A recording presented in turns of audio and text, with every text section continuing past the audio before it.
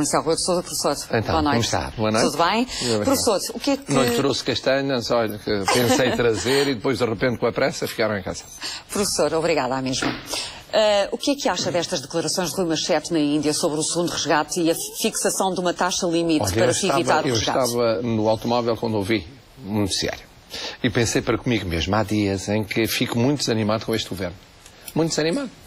E fiquei hoje muito desanimado com as declarações de Rui Machete, porque está a ver, os portugueses estão a fazer um esforço muito grande para evitar o segundo resgate, para não ter um caminho à grega. Os políticos estão a fazer um esforço grande, falaremos adiante de António José Seguro, para chegarem a acordo para não haver segundo resgate. O Presidente da República está a fazer um esforço para haver acordo para não haver segundo resgate. Os juros estão a correr bem. Esta semana vieram para 5,60 e tal, e portanto muito aquém dos 7% e dos 6%. Está tudo a fazer um grande esforço. E de repente Rui Machete é apanhado na Índia. É sempre um azar estas pessoas, os governantes lá fora, falam demais sempre. E perguntam-lhe o seguinte, olha, Portugal, escapa ao resgate ou não escapa? Qual era a resposta lógica do Ministro dos Negócios Estrangeiros? Estamos a fazer tudo. Estou muito esperançado, porque ele não é um analista, não é um comentador, não é um economista. Estamos a fazer tudo para escapar e, olha, até há boas notícias. Esta semana os juros da dívida há 10 anos estão abaixo de 6%. Já vão em 5,tal%. Mas como é que vai ser? Se Deus quiser, daqui a 7 meses, 6 meses, 7 meses, estaremos em condições de evitar segundo resgate. O problema foi ele ter dito 4 de maio. Bom, ele não é Ministro das Finanças, que aliás não arrisca nenhum número. Ele não é Ministro da Economia, que não arrisca nenhum número. Ele não é Ministro com a Coordenação Económica. Ele não é economista. Devia ter dito aquilo. Porquê é que foi dizer nós escapamos ao resgate se tivermos 4,5% ou menos? É que faz supor que se tivermos mais do 4,5% teremos que pedir o segundo resgate. Se for 4,8%, se for 4,9%. É porque uma coisa é dizer numa conversa em privado dos cálculos que há com economistas, com gestores. Outra coisa é em público. Na Índia. Os mercados estão a abrir daqui a poucas horas. Que é que mas independentemente disso, ele tem uma hesitação. Eu ouvi na rádio. Ele tem uma hesitação. Digo número, não digo número. Depois disse o número. Provavelmente o número que ouviu dizer em Conselho de Ministros. O número que as pessoas dizem que tem lógica. Mas ele é Ministro dos Negócios Estrangeiros. E os mercados olham para ele. E os observadores internacionais dizem, não, para o Governo, para o Primeiro-Ministro, o número é mítico, é 4,5%. Se for acima, resgate. Se for igual ou abaixo, não tem resgate. O que é que acha que pode acontecer em termos políticos? Vê consequências? Não, eu acho que não. Acho que não. O Primeiro-Ministro não pode tirá-lo. Agora menos ainda, pode voltar a tirá-lo. Também não se pode evitar que ele viaje. Não é? O Ministro dos Negócios Estrangeiros fica fechado em casa, ou fica fechado em Lisboa, também não pode ficar. Também não se pode evitar que ele fala. E, portanto, olha, nem sei o que lhe dizer. É muito curto para Ministro dos Negócios Estrangeiros, nem sei o que lhe dizer, olha, nem sei o que lhe dizer, porque, mais uma vez, é com boa intenção. Mas não é que não é uma mera declaração infeliz, é uma declaração que diz mais do que o Ministro dos Negócios Estrangeiros. Qualquer ministro diria, neste momento, à distância de 7 meses... Quem é que pode dizer que a fronteira é uma? Olha, eu não sei o que lhe ia dizer, eu estou a ser de uma caridade cristã enorme, contra o que é o meu costume, porque, por causa do país. Por causa do país. Se as reações foram o que foram há 2 semanas, com aquela declaração óbvia de Pires de Lima, de que em janeiro se começava a negociar o programa cautelar, agora com a fixação de um valor. Essa era certa e esta era dispensável. Era totalmente dispensável. A pessoa fica muito desanimada, de facto, com este governo. Bom, vamos às perguntas dos espectadores. A primeira tem a ver com a intenção de Mário Soares ao convocar um novo Congresso das Esquerdas. Eu já disse para que era. Ele disse que era, por um lado, para trabalhar pela demissão do governo. Obviamente, com este orçamento, o governo não pode continuar em funções, tem que haver eleições. E depois acrescentou, e para atingir o Presidente. Numa expressão a que nos habituou ultimamente Mário Soares, em relação ao Presidente da República, disse, é do mesmo bando. Parece o que seria quando ele era Presidente da República, se alguém dissesse, o Mário Soares, alguém antigo Presidente da República. Se o General Lianes tivesse dito, esse é do mesmo bando do governo. Sim. Bom, portanto, o objetivo é esse.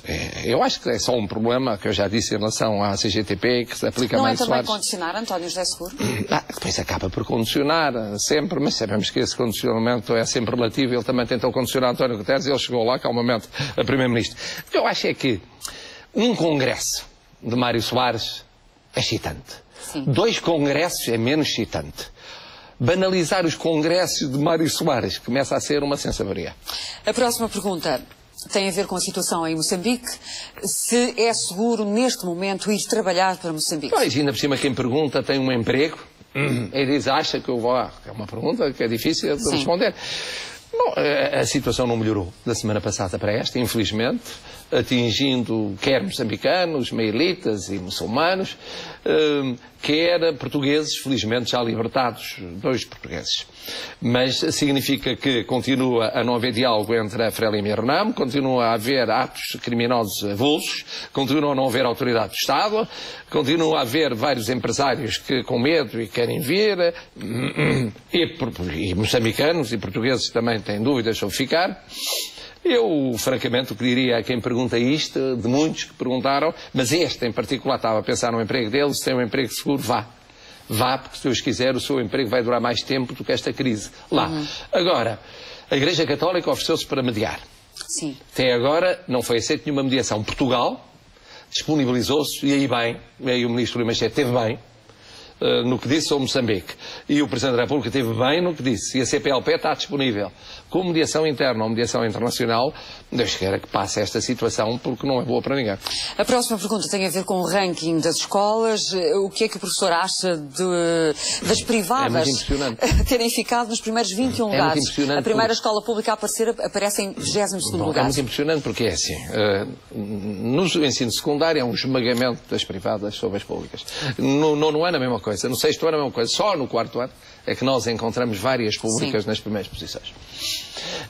E o impressionante aí na posição das públicas não é só baixarem de classificação, é em termos absolutos terem más classificações, que são as classificações dadas pelos exames, pelas notas das avaliações. Eu pensei 3 coisas sobre isso. A primeira coisa é que há que reconhecer que o ensino privado, que é muito diferente entre si, e muitas vezes nem são escolas mais badaladas, são escolas que se fala menos, tem mérito, porque há ali qualidade indiscutível na classificação do privado. Em segundo lugar, comecei a pensar porque é que o público estará como está. E eu admito que possa haver aqui uma ou 2 razões. Uma, porque há uma quebra de nível. Outra é por causa da crise. Porque há desmotivação dos professores, porque há desorientação interna, porque há falta de meios, porque há crise. E, portanto, pode ser que isso justifique parcialmente o que se passa no ensino público, sem tirar mérito ao privado. Claro. Eu estou à vontade para dizer isso, sou defensor da liberdade de ensino, mas estou a analisar friamente. Até porque, sistematicamente, o primeiro lugar tem sido ocupado por uma escola privada. Privada. Está bem, mas não é... Mas não nesta disparidade. Nesta disparidade. A terceira coisa que fui levado a pensar é a seguinte: valeria a pena fazer um estudo sobre a origem social dos estudantes destas várias escolas. Porque o ensino privado tem dito que cada vez mais é interclassista e que tem gente que não é só classe alta, nem classe média alta, nem classe média, tem todas as classes sociais. O ensino público sempre teve todas as classes sociais, ou pelo menos tendencialmente tem, é muito interclassista. E o que eu gostava de ver estudos é para mostrar o seguinte: se esta crise no ensino público, crise no sentido de classificações, por muito redutor seja o critério, não quer dizer, não é também um sinal da degradação económica e social das famílias. É que se chegar à conclusão que o ensino público é um bocadinho mais interclassista que o ensino privado, não sei se é, eu não quero dizer isto, mas se for, então quer dizer que há um problema de famílias com carência. Mas isso parece óbvio, professor, que aumentaram, porque a mensalidade numa escola privada é superior a 600 euros, não é? E há financiamento, como sabe, há contratos de associação e financiamento público. Eu sei. Há ensino privado e ensino privado. Claro. Mas isto para dizer o seguinte, que se é assim, então quer dizer que a crise está a chegar ao aproveitamento de muitos alunos. Isso é muito mau. Isso é mau. É muito mau. É um assunto que deve exigir a meditação do Ministro Nuno Craves. Agora tem que se olhar para os dados. A próxima pergunta, e muito rapidamente: há a possibilidade dos cidadãos que invistam em certificados do Tesouro serem abrangidos por perda de dinheiro em termos de investimento? Eu acho que não. Foi uma pergunta que foi muito feita, porque tem sido um grande sucesso os certificados do Tesouro. Chegaram a atingir 30 milhões num só dia. Eu penso que não. O chamado haircut, que é realmente, se houver o resgate, é o risco, não é? A pior situação de resgate, para não se andar a falar em resgate, nem a brincar com o resgate, seria o corte dos titulares da dívida pública, mas que nunca atinge, naturalmente, aqueles que são pequenos e médios aforradores de certificados de tesouro. Professor, muito rapidamente, 2 minutos para notas e livros. Só. Está louca. Esta jovem está louca. Carlos do Carmo, homenagem, fada é amor. Parabéns, não posso dizer mais. Corpo Nacional de Escutas, Portugal e Escutismo, 90 anos comemorados em Congresso, estive lá, 1000 escuteiros, estão de parabéns. Apareceu hoje numa fotografia num jornal. É o escutismo e a transmissão da fé de Albertino Rodrigues, um franciscano, também de parabéns. Depois um diálogo sobre o Papa Francisco e o seu pensamento, somos pobres, mas somos muitos, Frei Fernando Ventura e Joaquim Franco, verso da capa. Um exemplar de homenagem a Dom Eurico Dias Nogueira, da revista Estudos do Centro Académico de Democracia Cristã. Parabéns a Seabra Pereira e a Rui Marcos. Do Padre José Tolentino Mendonça, que produz um ritmo impressionante. Agora, poesia a Papoila e o Monge. Já lhe dei os parabéns, sobretudo os versos sobre o silêncio. Homenagem a António Barbosa de Melo, de gente muito dispar. António Arnaud, entre outros. Estudos de homenagem saíram agora. Parabéns. Um grande poeta, Nuno Judice, Navegação da Casa. Depois, isso é muito curioso, é um livro feito de comentários e artigos escritos para jornais, de 12 pessoas que juntaram as suas prosas, chama-se Os Leitores Também Escrevem. Não percam. E depois, que se fala do papel presidencial, apontamentos políticos e anos e os partidos, como foi, General Garcia dos Santos, David Castanho, de uma historiadora muito prestigiada, Irene Pimentel, espiões em Portugal durante a Segunda Guerra Esteve hoje aqui na TV 24. Exatamente, veja que o mundo é pequeno e finalmente sob normas de cortesia e comportamentos sociais, Isabel Brito e Cunha, saber ser, saber estar e saber viver. Notas temos, parabéns a onde já aqui pelo Prémio Saramago, a evocação de 20 anos da morte de Salgado Zenha, a morte de Luna Andermatt, a morte hoje de Jorge de Mel, uma figura que foi muito influente durante décadas na economia portuguesa, a evocação dos 100 anos de nascimento de Albert Camus, a homenagem a Manuel Braga da Cruz e a jubilação de Mário Andreia, depois a evolução explosiva em Camarate, em que veio um professor de Coimbra, Duarte Nuno Vieira, dizer que o proprietário de uma avionete que estranhamente não foi autorizada a levar a Adelina Mar da Costa e foi substituída por aquela que teve o que teve, ele próprio teria sido morto, João Moreira. Isto é uma coisa a acompanhar até na aproximação da data de 4 de dezembro. Parabéns pelo sucesso dos selos de 900 anos da Ordem de Malta. Parabéns a Guimarães, melhor cidade europeia do desporto. A Diogo Ventura, campeão europeu de enduro.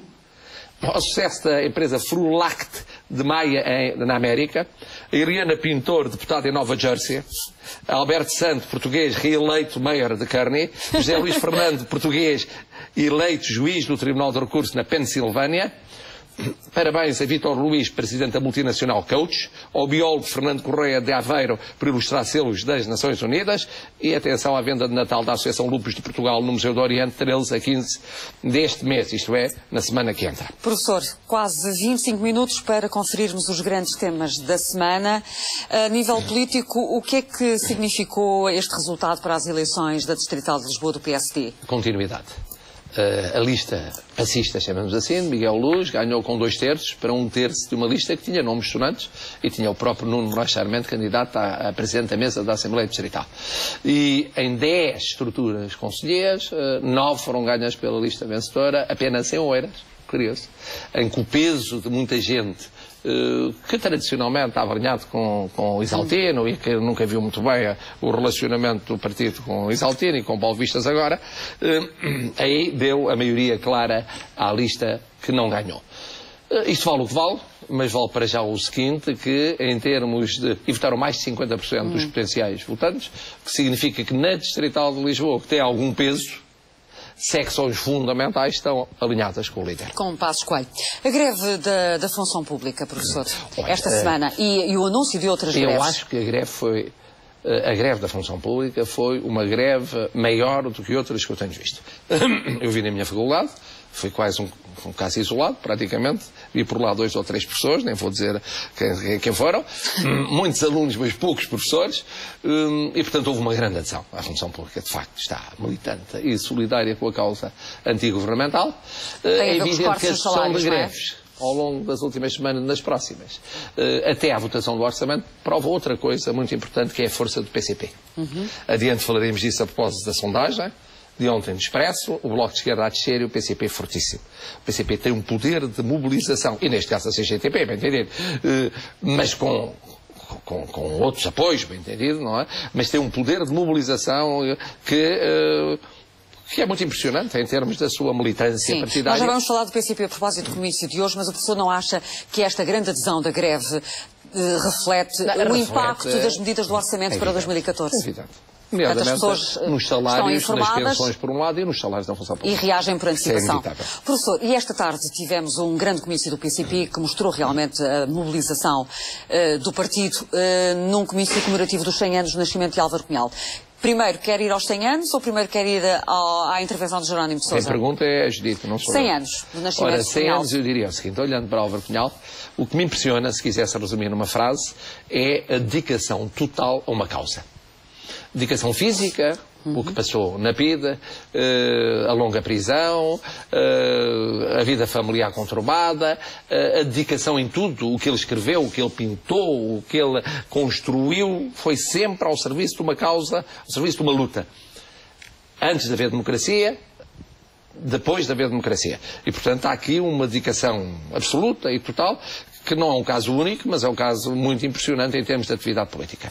Depois, quanto ao PCP, o PCP está numa boa, como diriam os mais jovens. Era isso que eu lhe ia perguntar. É a capacidade mostrada por Jerónimo de Sousa de segurar o partido. O PCP e os resultados. É isso mesmo. Jerónimo de Sousa está a fazer um equilíbrio entre uma posição mais rígida, gostaria de a luta na rua, ir mais longe e tal, e um sentido institucional em que há uma grande afirmação de força, uma grande mobilização laboral e política. Há resultados nas sondagens, de facto, que são notáveis olhando para a Europa que temos hoje, não é? Não há um partido comunista assim, mas ao mesmo tempo com um sentido institucional. Quer dizer, julgando em cada situação com grande precisão aquilo até onde deve ir e para onde não deve, e o que não deve ultrapassar. Professor, esta semana a Organização Internacional do Trabalho veio defender o aumento do salário mínimo para Portugal e dizer que Portugal estava a levar longe demais as políticas de austeridade. Curiosamente, ontem em Lisboa, numa conferência importante, o economista belga Paul de Grue também disse que ser o melhor aluno da turma não é bom, está a ser péssimo. Hoje... Começam a existir muitas opiniões convergentes de pessoas de diferentes áreas sobre o impacto da austeridade em Portugal. Mas eu acho que aí a própria Troika não pode confessá-lo, mas... até porque não pode admitir que um fator que não previu foi a evolução da Europa negativa. Mas a própria Troika, se olhasse para trás, teria de reconhecer que o preço da austeridade e a influência da austeridade ultrapassou em termos de efeitos no crescimento da economia durante os anos 2012 e o início de 2013, as suas expectativas. E, portanto, o que agora é dito, e que outros disseram mais cedo e outros foram dizendo ao longo do tempo, significa que a inversão para o crescimento é essencial, sob pena não sair de um processo de pequeno crescimento que não dá o salto qualitativo que os portugueses esperam. E aquela declaração do secretário-geral do UGT de que o Presidente da República defendia o aumento do salário mínimo nacional? Pois ninguém sabe, mas eu tenho boa opinião do secretário-geral da UGT, já disse aqui, aliás, foi meu aluno, e portanto ele não ia mentir, e não é uma coisa que seja descabida, que o Presidente da República pense que em termos de coesão social e em termos de consumo interno e em termos de animação da economia para o futuro, e muitos empresários pensam isso, outros pensam o contrário, depende muito do tipo de setores e das empresas que têm. O empresário Alexandre Soares dos Santos acha que deve haver um aumento do salário mínimo nacional. Mas está num setor específico em que, obviamente, é ganhador com isso. Outros ganharão menos com isso. Mas, como seja algumas pequenas e médias empresas. De qualquer forma, é sintomático e tem lógica que o Presidente possa pensar isso. Eu não sei se pensa, mas tem lógica. Foi noticiado também esta semana, professor, que em relação ao orçamento do próximo ano, no Parlamento, e por iniciativa dos partidos da maioria, algumas medidas orçamentais, nomeadamente medidas penalizadoras, podiam ser atenuadas no que diz respeito a salários e pensões, por medidas que compensavam ao nível do setor das telecomunicações e das parcerias público-privadas. Acha que isto vai ter pernas para andar? Bom, que isso tem lógica, tem lógica. São os deputados da maioria a sentirem que é muito pesado o custo social de algumas medidas, na função pública, nos pensionistas, em geral, e portanto querem compensar com o tributar as telecomunicações e com o ir às PPP. Agora, e Bagão Félix publicamente veio defender isso. Agora, a Ministra das Finanças irá até aí ou não? Sim.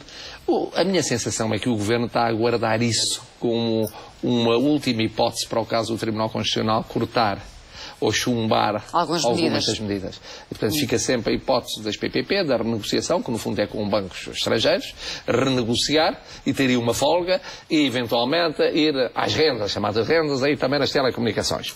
Dá essa sensação. Pode ser que no tempo que vai até à votação final global do orçamento, que é dia 26, ela abre a mão, e o Primeiro-Ministro abre a mão, daquilo que está de medidas mais pesadas, sobretudo o limite mínimo daqueles que são apanhados. Os tais 600.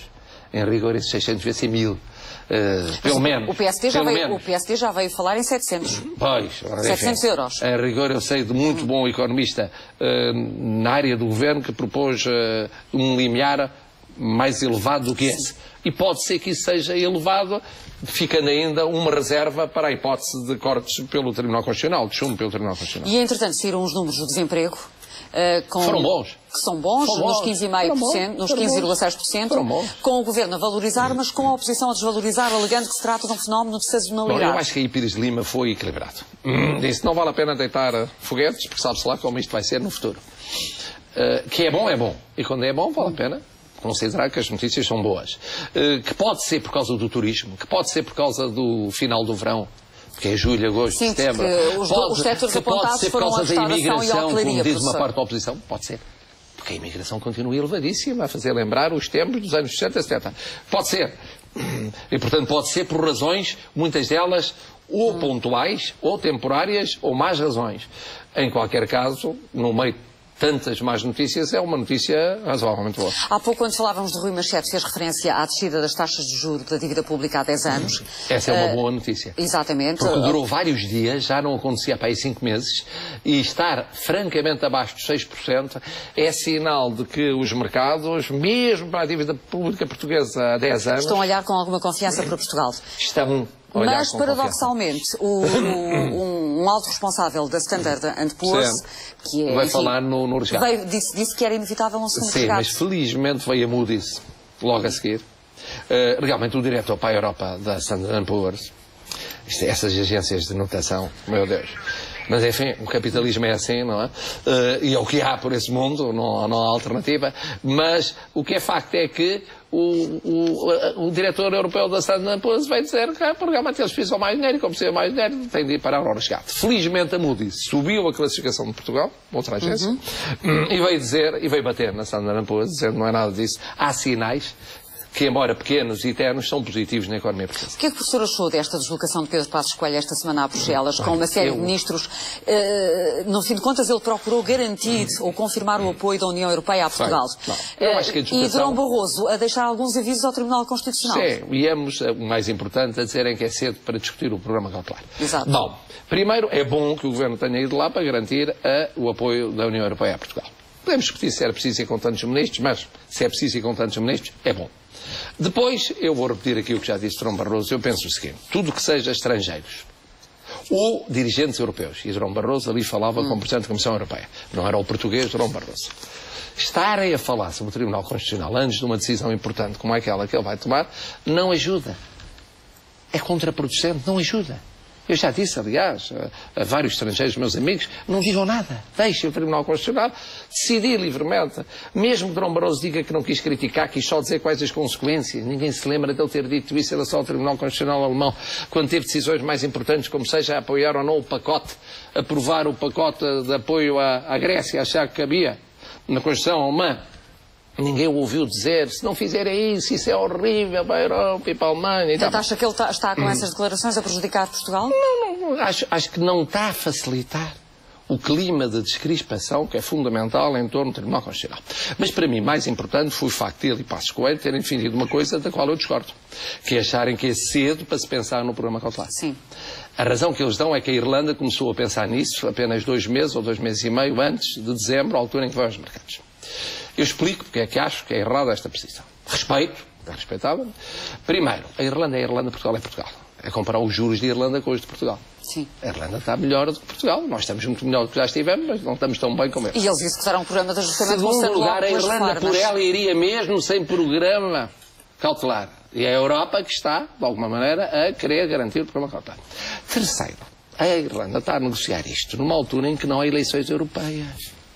Enquanto que Portugal se deixa para os 2 últimos meses, negocia em cima de um clima eleitoral que é o clima de eleições europeias em véspera do termo do mandato dos dirigentes europeus, entre os quais Durão Barroso.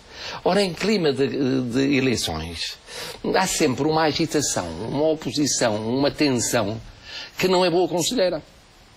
O falar Santos, como fez Pires de Lima, já permitiu que António José Seguro já tomasse uma pré-posição que foi positiva. Então o professor acha que Pires de Lima tem razão. O programa cautelar deve começar a ser negociado em janeiro. E mais, eu acho que o estar a falar sem drama, com o tempo, num acordo para o programa cautelar, reduz as hipóteses de resgate, desde que não tenhamos ministros do governo a fixarem na Índia, na China, na Cochichina, metas para isso. Se agradecemos que não se fizer esse favor aos portugueses, nós agradecemos. Bom, mas tem outra vantagem, é que o Tribunal Constitucional, quando for decidir o orçamento, vai decidir num clima tal em que, independentemente da decisão que tiver, e que será sempre respeitada, apesar de tudo o país já deu passos positivos para um programa cautelar. Não há a dramatização que alguns poderão querer na sequência de qualquer que seja a decisão do Tribunal Constitucional. Portanto, no fundo, o que está a dizer é que falar num programa cautelar não deve ser tabu para o Governo. Não tem drama nenhum. Está bem, não está a ser negociado com Bruxelas, está bem, obviamente não está a ser negociado, mas o ser falado é positivo. Como se viu na entrevista que fez. É exatamente isso. O que é que o professor achou de António José Seguro? Olha, eu achei que António José Seguro deu uma entrevista só por causa disso. Não foi para falar de europeias, nem de presenciais, nem de orçamento de Estado. Foi para dar uma notícia importante ao país e que eu acho muito positiva. Foi dizer, eu ainda não sei o que é que o Governo vai falar na União Europeia, mas eu estou predisposto a sentar-me à mesa e a falar sobre um programa cautelar, que é diferente do programa de resgate. E ele dizer isso é bom, porque é diferente de coisas que tinha dito no passado recente. E não fazer depender disso de eleições. Eu acho isso tão importante. Foi o acontecimento da semana. Eu acho que foi o acontecimento da semana, porque eu tinha dito aqui que dependia muito da predisposição do PS. Claro que era sempre possível imaginar um acordo só entre o Governo, a maioria, e a União Europeia sem PS. Mas era precário, era fraco para os mercados. Era uma coisa coxa, para ser um programa para anos. E, portanto, António José Seguro aí mostrou, eu que sou muito crítico em relação a um sentido de Estado, que eu não lhe tenho reconhecido em muitas ocasiões. Portanto, desse ponto de vista, ele marcou pontos. Não, nesse ponto de vista marcou pontos, porque reagiu com frieza. Poderia ser fácil dizer o seguinte, eles não têm falado comigo, não me trataram bem por causa disto, não tem sido a conversa habitual nos debates no Parlamento. Eu não tenho sido devidamente valorizado, eu discordo disto tudo, eu acho que isto, se for para resgate, a culpa é do Governo, e eu que sempre critiquei essas posições de António José Seguro, agora devo elogiar, porque acho que aqui há uma evolução num sentido positivo, que coincide, aliás, com outro dado que é preciso reconhecer. Que é o apelo do Presidente. Antes do apelo do Presidente, que são a inteligência de Silva Peneda em termos de concertação social. Sim, o Presidente consegue. É bom que, em vésperas dos encontros do Governo, através de Paulo Portas, com as centrais patronais e sindicais, tenha havido, com a abstenção da CGTP e com o apoio de todos os demais, uma abertura para um acordo a longo prazo, a 10 anos, social, que a pensar em libertar Portugal de uma dependência excessiva do estrangeiro, como existe neste momento, e nós sabemos, uns chamam protetorado, outros chamam limitação de soberania. E, portanto, acho positivo. Sondagens. Tivemos o PS subir. Mas deixe-me dizer sobre o Presidente uma coisa rápida, que é a seguinte. O apelo ao consenso relativamente ao orçamento. É importante. Pode, aliás, o fundamental para mim é o programa cautelar. Mais importante do que haver acordos sobre a convergência de pensões ou sobre o orçamento. Eu até admito que António José Seguro esteja menos disponível para fazer acordo em relação a medidas do orçamento do que em relação ao programa cautelar. E o Presidente tem aí vários instrumentos bilaterais e tem eventualmente até um Conselho de Estado. Já algumas vezes recorreu a isso no passado. Bom, dito isto, vamos então... Mas deixe-me então precisar. Os apelos do Presidente têm sido fundamentalmente sobre o período pós-Troika. Que eu acho o mais importante. Que é o mais importante. Que eu acho o mais importante. E esta subida do PS nas sondagens? Ora, bom, o que eu acho nas sondagens, em termos legislativos, importante é o seguinte: o PS sobe ligeiramente, ainda é pouco, são 3,tal% em relação à maioria. O PC está fortíssimo, acima dos 11%. O Bloco de Esquerda muito fraco, nos 5%. O PS está sendo consistente. Eu acho que depois da vitória autárquica deve abalançar-se a mais. 37,tal. Não é bom, mas não há uma diferença brutal em relação à maioria.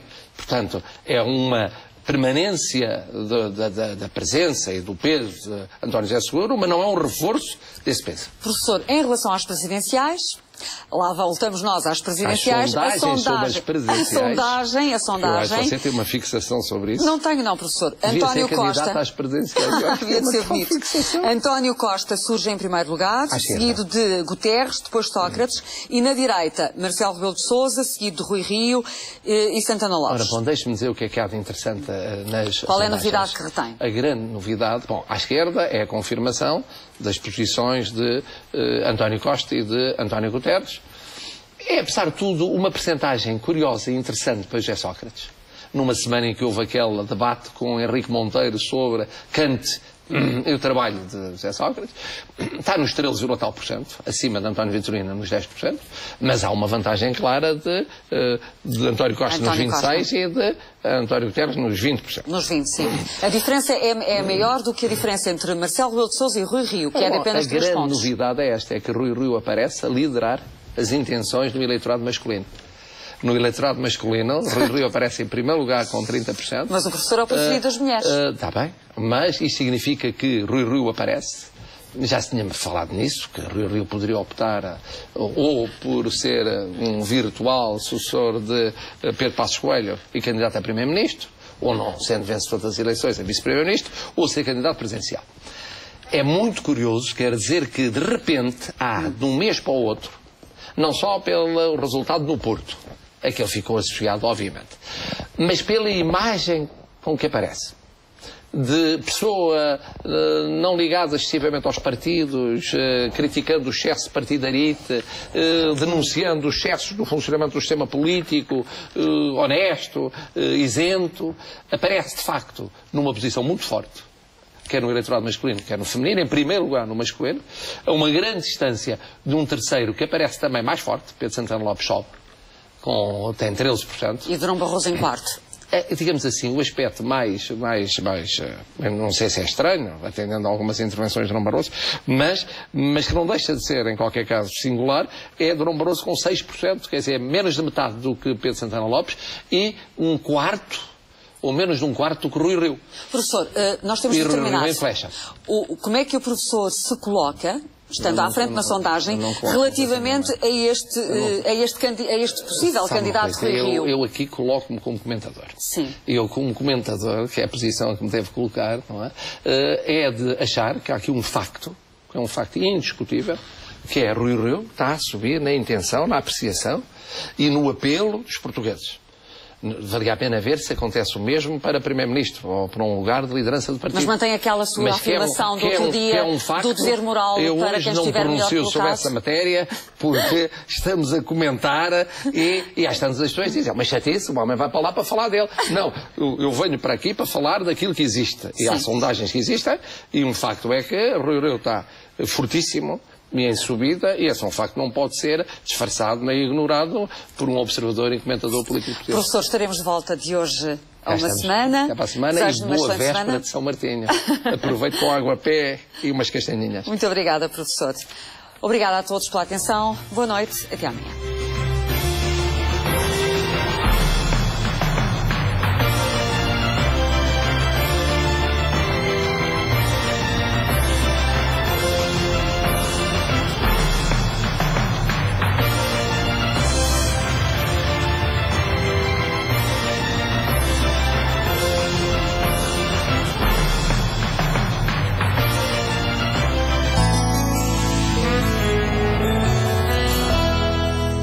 Chegaram os novos McLusitano da McDonald's. Cabelo extremamente danificado, pontas espigadas, reparar a superfície não basta. Descubra a grande inovação do L'Oréal Paris. Elvive Total Repair 5, a única gama com 0 pontas com uma tecnologia inteligente. LAK, um ácido láctico reparador que pela primeira vez penetra as 10 camadas da fibra capilar até ao seu interior. Os resultados são espetaculares. 93% das pontas espigadas são reparadas. Elvive Total Repair 5. A melhor reparação de L'Oréal Paris. Nós merecemos. Será que existem automóveis ideais? Há um ao alcance da sua mão. Chevrolet Cruze. Com um completo equipamento, o inovador sistema Chevrolet MyLink e a elegante e espaçosa Cruze Station Wagon. Deixe-se seduzir pelas qualidades Cruze. Agora com novos motores turbo, gasolina e diesel desde 18.690 euros. Chevrolet. Find new roads. Esta sexta-feira vai ser do outro mundo. Vai chegar um jackpot extra de 100 milhões de euros. Euromilhões. Que tipo de excêntrico és tu? Durante o ano inteiro temos a fruta e os legumes mais frescos. E de segunda à quarta, tomate apenas 60 cêntimos o quilo. Aproveite 49% de desconto. Somos o Lidl Portugal e a frescura faz parte de nós. Lidl, mais para si.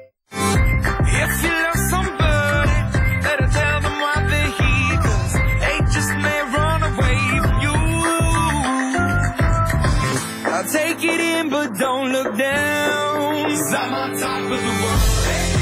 I'm on top of the world. Para ti que gostas de tudo a zero, há um tarifário que é a tua cara. Vodafone Easy 91. Com chamadas e mensagens a zero para Vodafone, sem carregamentos ou mensalidades, é uma coisa boa. Vodafone.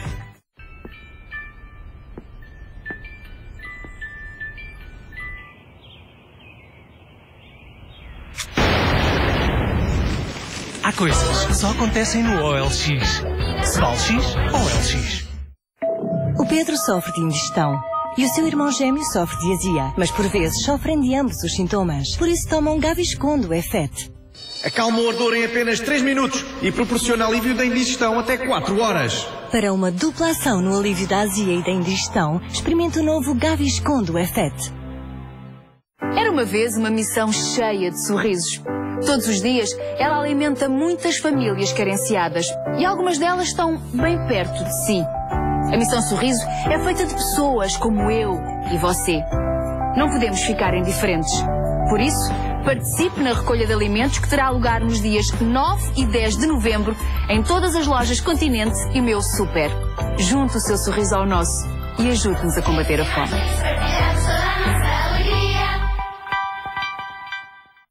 Minha senhora, deseja falar ao telemóvel, mesmo em termos de speaking, para todas as redes, sem pagar absolutely nada? Yeah, is that possible? Basta assinar aqui. Também não moro em Portugal. Epá, isto é ridículo. Em Nova Iorque ninguém mora em Portugal. Vamos, mas é para Los Angeles. Todos querem o M4O com 2 cartões de telemóvel com chamadas ilimitadas e 200 megas de net móvel. Ligue 16200. Durante o ano inteiro temos a fruta e os legumes mais frescos. E de segunda à quarta, tomate apenas 60 cêntimos o quilo. Aproveite 49% de desconto. Somos o Lidl Portugal e a frescura faz parte de nós. Lidl, mais para si. Há muitas razões para fazer refeições ligeiras, mas nenhuma desculpa para não serem nutritivas e saborosas. Junte Frutologia às suas. Faça o seu menu com pau. Procure os menus com pau nos estabelecimentos aderentes.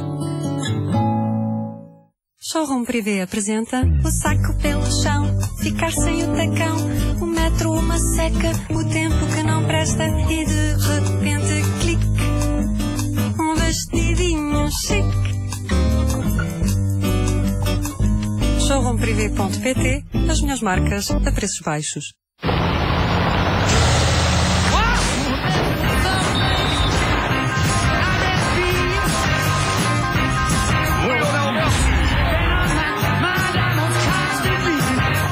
Somos FIFA 14.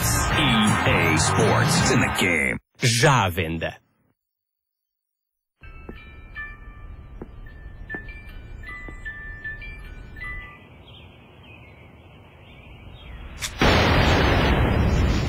Há coisas que só acontecem no OLX. SOLX ou OLX? Mudar de cor Cobrir os brancos? Com a Excellence de L'Oréal Paris posso fazer coloração todos os meses e manter o cabelo saudável. Dá luz e brilho ao meu cabelo. E Excellence é a minha coloração de confiança porque protege antes, durante e depois. Descubra Excellence de L'Oréal Paris. Marca de confiança há 8 anos. Cores ricas, um cabelo saudável. Nós merecemos.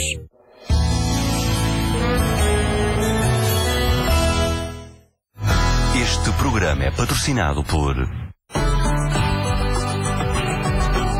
Multióticas, Ceval X, OLX. Novo FIFA 14.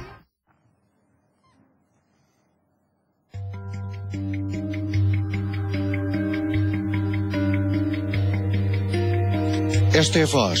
Thierry hoje regressa à Casa dos Segredos para tomar uma decisão difícil com consequências.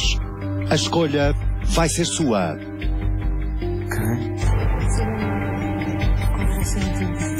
Sofia e Débora, neste momento estão juntas. Mas esta noite vão ser separadas por uma decisão. Nada vai ser como antes. É tudo por agora.